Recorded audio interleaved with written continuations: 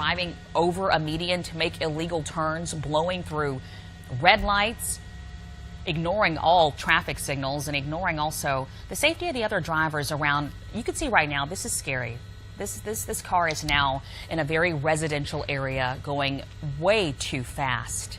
This is a major public safety risk. So we're working with police right now to figure out exactly who this person is, why they're driving so erratically. We've been on the phone with police and they told us that they are going to put a helicopter in the air so they too can get the same view that we're getting right now. But this is a residential area kind of close to the Kimberly Glen area. We've watched as this driver has blown through. I'm talking the Plaza, Sugar Creek, and now near Kimberly Glen, blowing through stop signs, as you can see right there.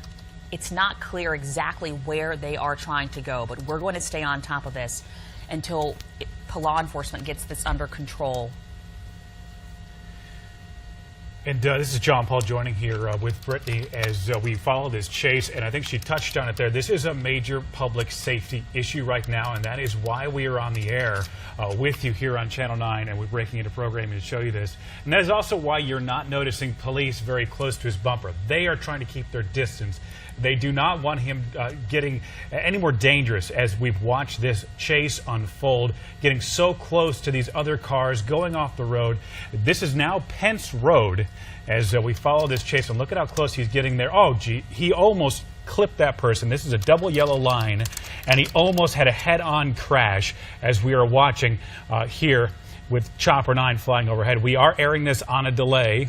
If anything is were to happen, we'll have to cut away because this is really some dangerous stuff right here as we follow this police chase now on Pence Road as this person just flying around corners as police have backed way off as not to make this get any worse than it already is.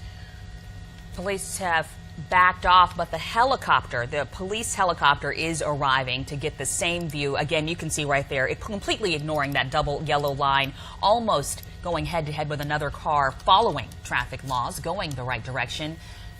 This is off of Pence Road, that driver speeding, driving erratically, crossing the yellow line there. Again, we've been told that the police helicopter is now in the air right now. We've gone from North Charlotte and now to East Charlotte. This is Pence Road. And we've broken into programming to bring you live coverage of this incredibly dangerous public safety risk that you're looking at right now. We are nearing Harris Road right now. Chopper 9 Sky Zoom keeping an eye on this vehicle for you. And you can see cutting other right cars across. Slowing down. Not this silver vehicle. Crossing the line there again, speeding around corners. So this is definitely Harrisburg Road right here, and we're right by Albemarle Road. That is a major highway we're coming up to. Let's see what happens here.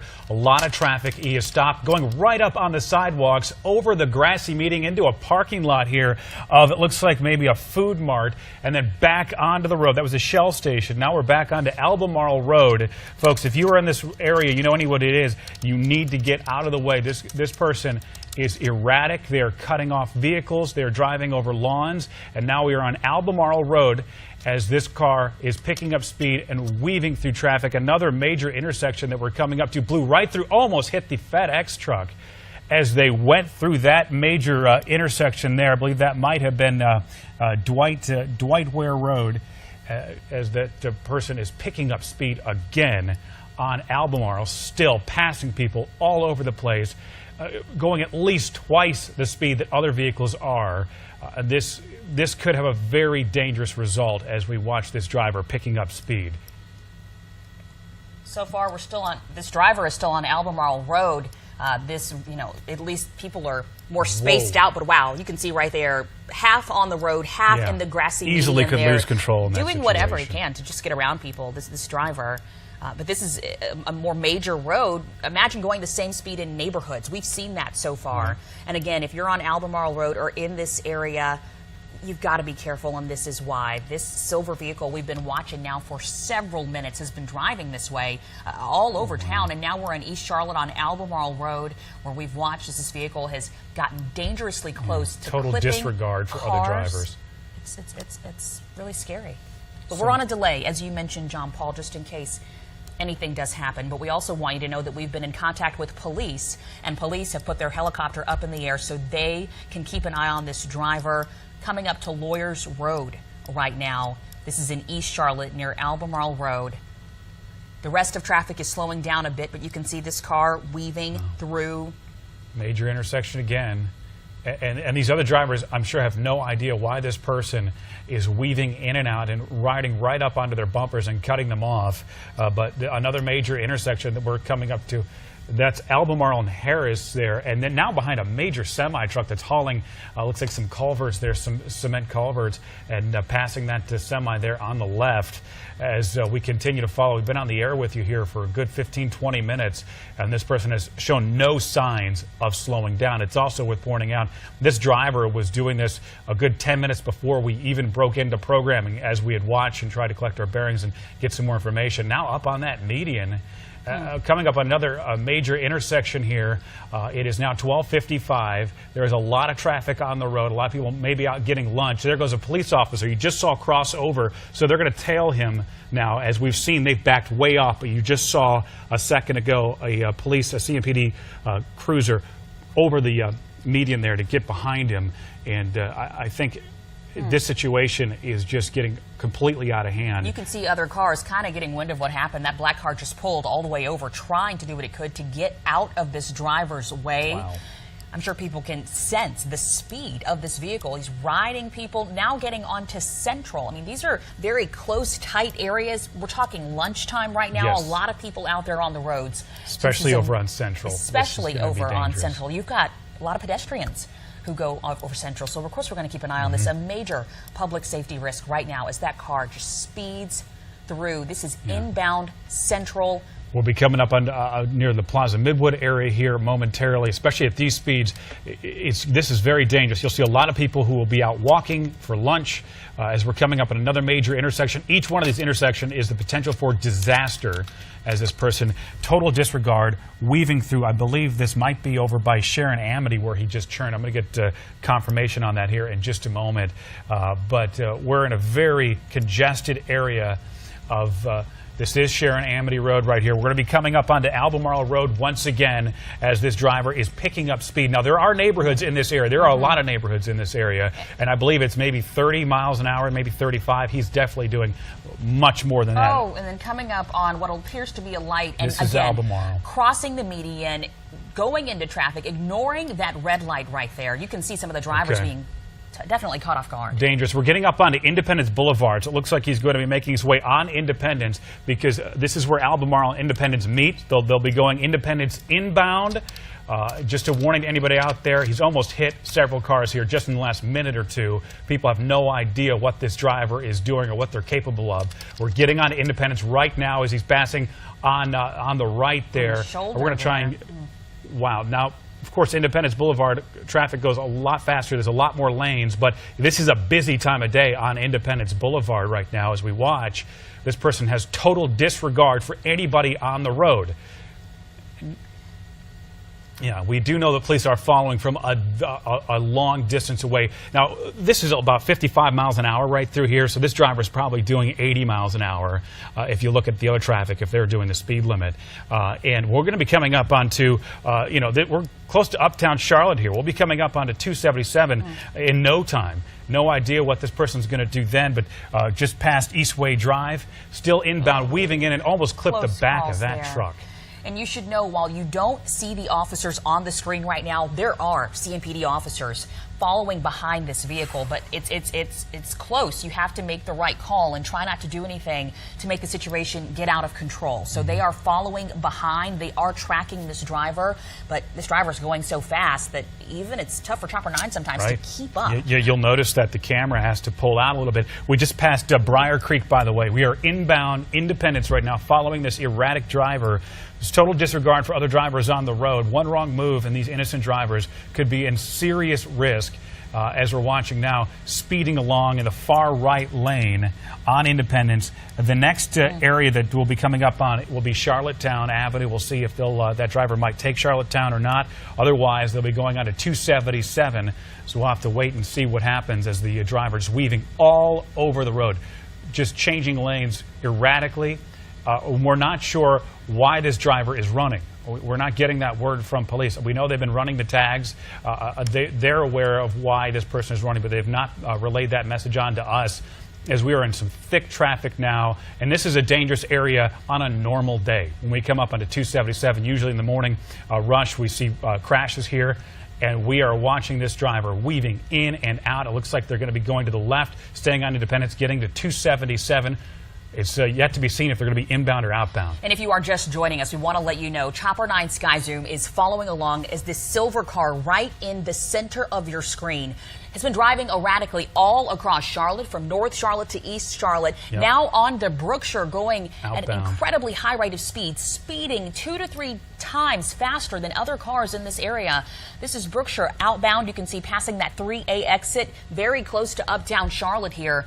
We have watched as this vehicle has sped past, gotten right up on bumpers, barely missed, clipping trucks, innocent drivers, driven across the median. This is a very dangerous situation. Absolutely. A very high risk to the public. We want to let you know Chopper 9 Sky Zoom is in the air. Also, CMPD's helicopter is in the air tracking this driver, and officers are also on the ground. They're following behind. They're out of view right now, but they are on the road. And maybe we could drop the super here, because it's hard for the photographer to keep up with the driver there. To get your bearings, uptown is just to the left as this car is speeding through. We're going to be coming up to a construction area here where I-77 is being worked on. That's also an extremely dangerous area. We always see traffic backups, and they're getting into it right now, almost rear-ending the car in front of them. There's not many places to go. You can either take 77 southbound, or you can stay on the Brookshire, maybe get onto 85, but it looks like he's taking 77 south. Oh, no, he's cutting back over. And the other cars, you can tell, they have to be very, very alert. Absolutely. To make the right moves right now, because you're right, this is a very congested area. You've got construction, you've got the lanes diverting off, so certainly want to pay attention. Looks like, is this 16 right here? We're staying on Brookshire right here. We're still on Brookshire just past 77, I believe, and they'll be coming up on to, we'll be getting very close to the, he's on the way to 85, it looks like, but we're by Beatty's Ford right now.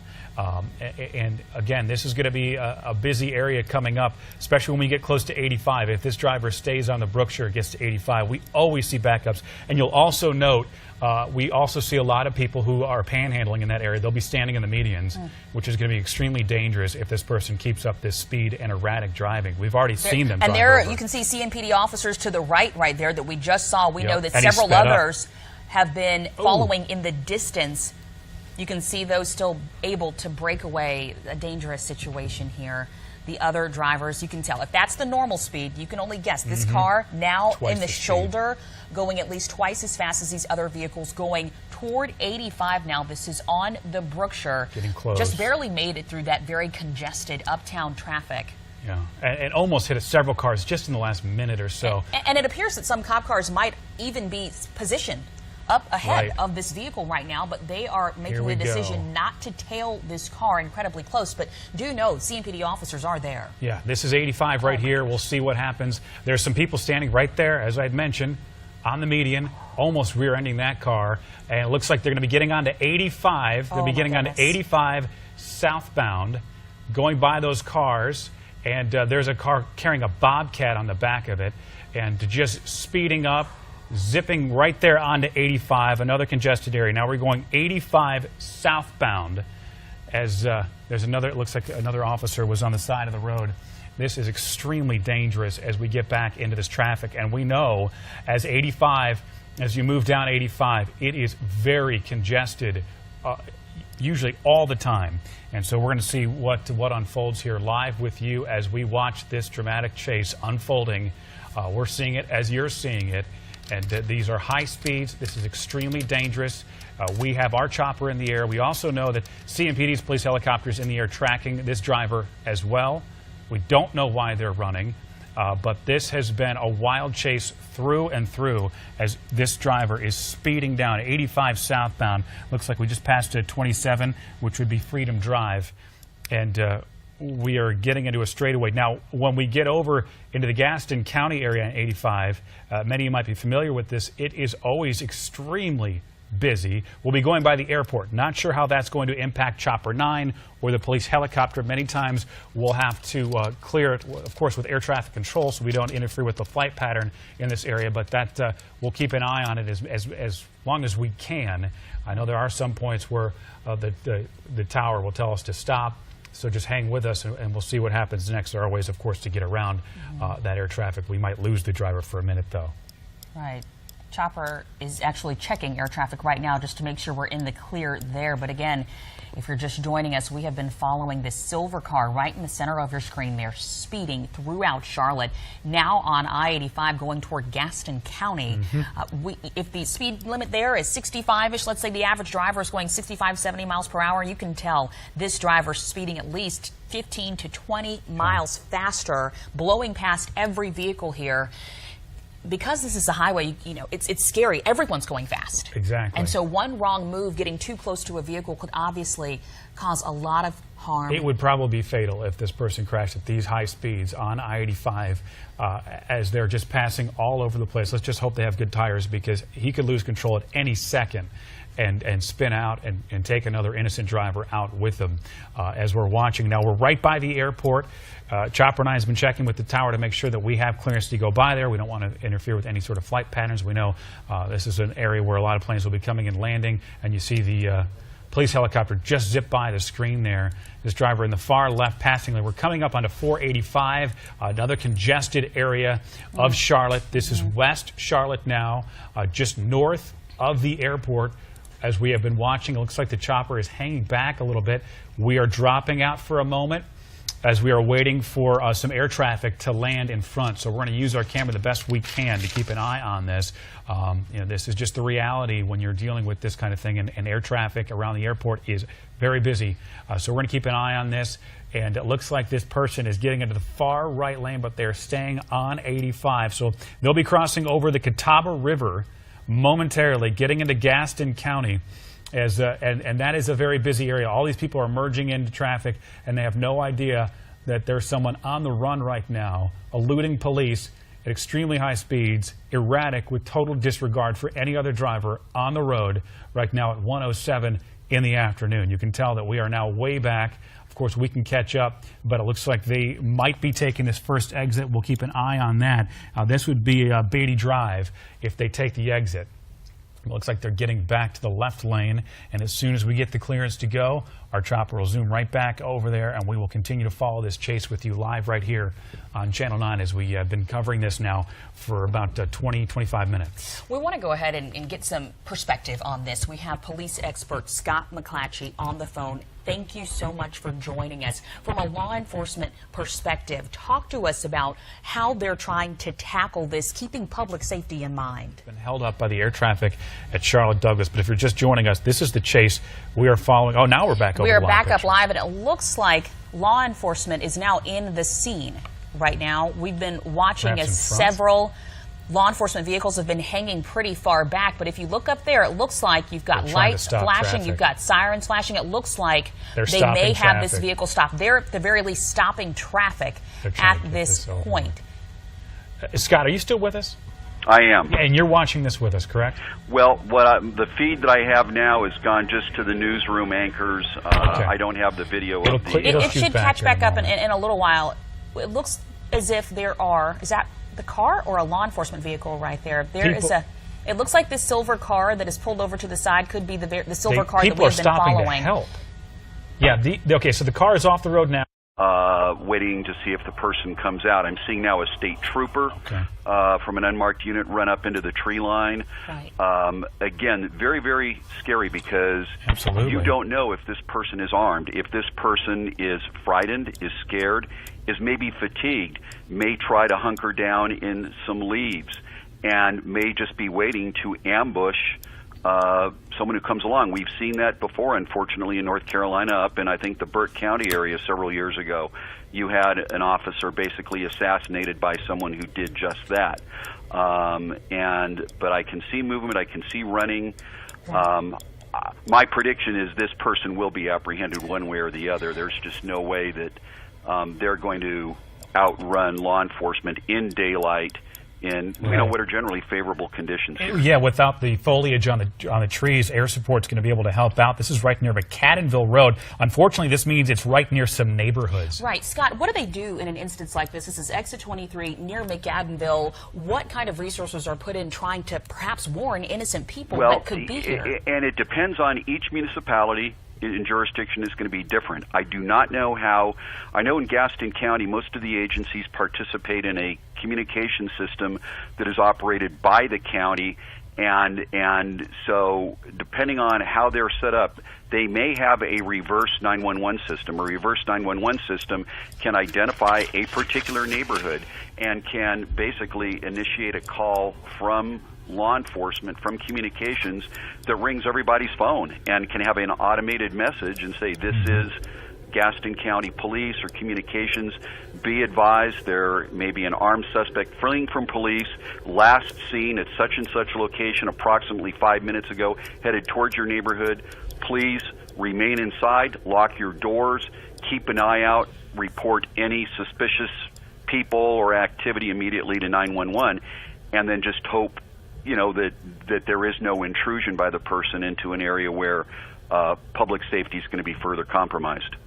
This is some dangerous stuff here as we're watching this unfold with you right now. Thank you for joining us, by the way. Stay on the line with us. Please do. We want to go ahead and just catch you up. If you are just joining us right now, for the past 30 minutes, we have been watching as law enforcement has pursued a vehicle on multiple interstates going all across Charlotte, North Charlotte, East Charlotte. We watched that car speed, put multiple lives in danger, but now that person has jumped, crossed from Mecklenburg County into Gaston County, abandoned the silver vehicle they were in, and now you can see right here where officers are running through the woods trying to find this chase suspect. Absolutely. This is basically chaotic. I mean, we're trying to keep track of it. There are police everywhere, so our camera's going to kind of jump around, but let's give you an idea of exactly where this is. This is just north of 85 in Gaston County, not far from McAdenville Road. Looks like by the South Fork of the Catawba River. There was railroad tracks there which run right along the power lines in that area.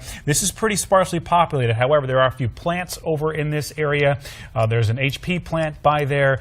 There's also a substation in that area. And so this is a heavily wooded area. There are train tracks here. As we are watching, police have this entire area basically cordoned off at this point. You saw them searching that pond briefly, but now this is just north of the pond, so it looks like this person they're following or chasing went into the woods just north of there. Basically, north of that area, we're looking at rivers and plants and trees. Right. So this could be an extensive search. We have not seen a canine unit brought out yet, but I'm sure one's on the way. And you can see there the other helicopter that is a part of this, keeping an eye on the ground here. But also as you look, you can see the tree cover and how that also makes it difficult. You've got leaves on the ground, making it more difficult to track this person. We've been talking to police expert Scott McClatchy just about how dangerous this situation is, because now you've got people on the ground, you've got a lot of different obstacles, barriers, the potential for whoever this person is who has decided to take these desperate, dangerous measures to run from police. They're on the ground. They could hide. We've seen situations like this play out, and I know right now I'm certainly praying for the best and the safety for the officers. Now, Scott, if you're still with us, we see in the shot there, that's Snoopy, which is CMPD's police helicopter. They've got a lot of technology on there that can help in a situation like this. What kind of technology would they be using to search in such a thick wooded area? Well, it's interesting. I have not seen FLIR imaging, and that's forward-looking infrared radar, FLIR. I have not seen FLIR imaging used in a daytime search situation like this. FLIR imaging is typically used at night, and that would be, of course, that a human imprint, a large animal moving under a tree canopy is going to emit a heat image, and the FLIR camera from 1,000 feet up above can still capture that, can pinpoint it in the movement. I don't know. I don't pretend to, understand the technology to know if that's available during the day, because I've never seen it used.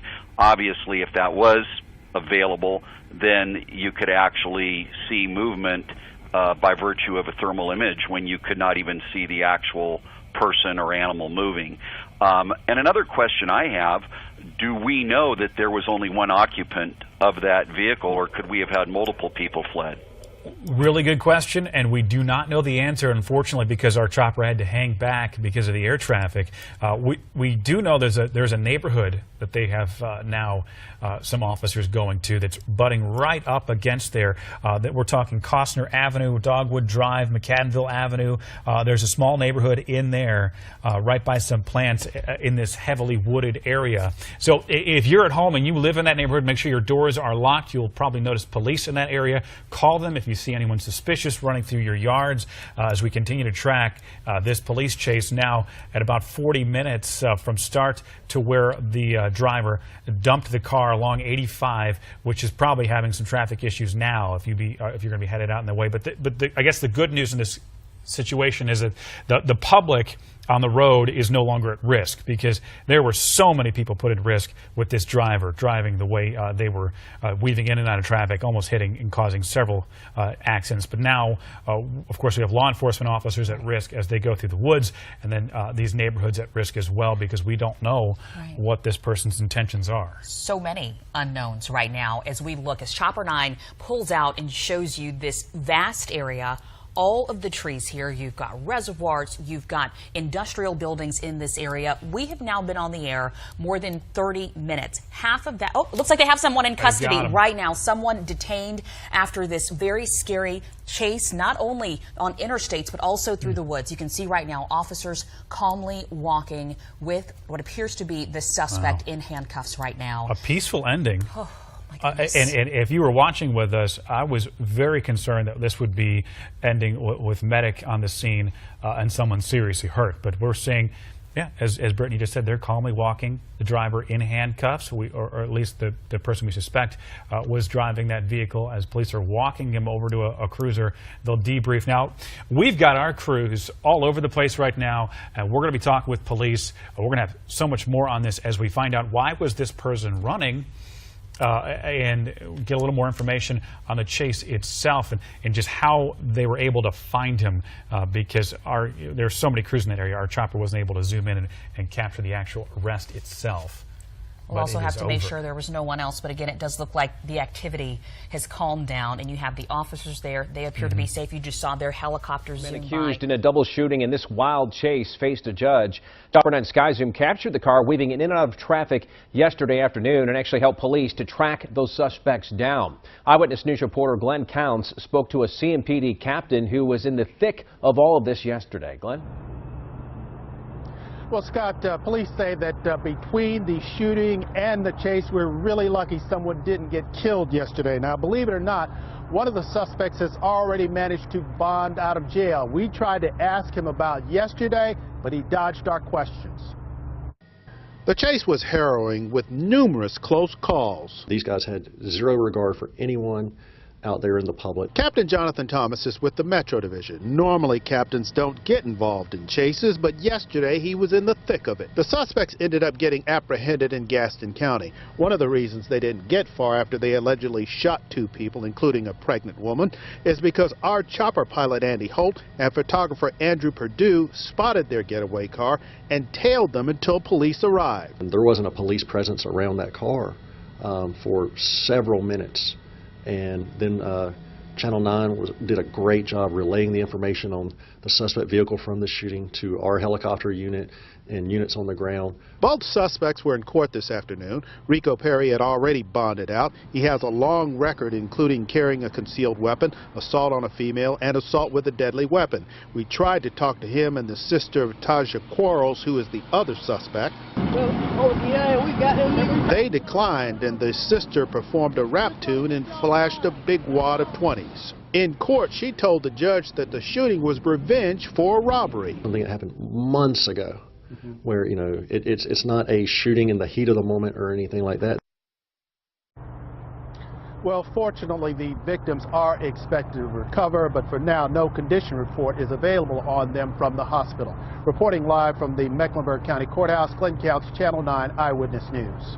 All right, Glenn, thank you. We have a play-by-play of what happened yesterday and that incredible chopper video. It's all at WSOC TV.